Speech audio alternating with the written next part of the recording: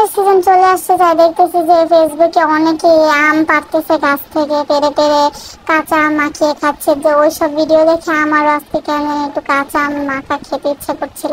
তো বাসায় দেখলাম যে আজকে আবার কাঁচা আম এনেছিল ডাল রান্না করার জন্য।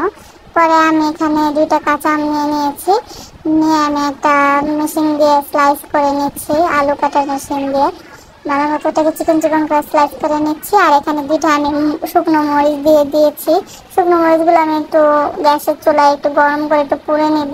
পুড়ে তখন এখানে আমি একটু লবণ দিয়ে দিয়েছি, সামান্য পরিমাণ লবণ দিয়ে তারপরে শুকনো মরিচটা ভালো মতন একটু গুঁড়ো করে নেব। আজকে আমার হাতটা পুরো শেষ, জ্বলে শেষ হয়ে যাবে আজকে আমার হাতটা। এত কষ্ট করে ভিডিও বানাই, তারপর আমার ভিডিও ভাইরাল হয় না। তা ভাইরাল না হলে আর কি করার আছে।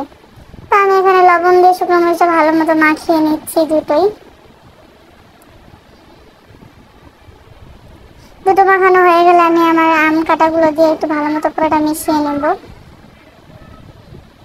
আপনারা চাইলে এখানে একটু তেঁতুল দিয়েও মাখিয়ে খেতে পারেন, কিন্তু আমি এখানে পুরোপুরি আমের স্বাদটা নেওয়ার জন্য আমি এখানে অন্য কোনো কিছু ব্যবহার করব না, শুধু একটু টক ঝাল মিষ্টি আচারের মতো বানাবো, আম মাখা বানাবো। পরে এখানে আমি পুরোটা একদম ভালো মতো মাখিয়ে নিচ্ছি। আর চিন্তা করতেছিলাম আজকে আমার হাতটা অনেক জ্বলবে, তো আমি একটু মাঝখানে একটু খেয়ে দেখতেছিলাম যে সব লবণ ঠিক আছে কিনা। পরে এগুলো দেওয়ার পরে আমি এখানে একটু মিষ্টি করার জন্য 1 চামচ চিনি দিয়ে দিয়েছি। 1 চামচ দিয়ে তারপর আর একটুখানি চিনি দিয়েছি। চিনি দিয়ে তারপর এটাকে আমি ভালো মতো মিশিয়ে নেব।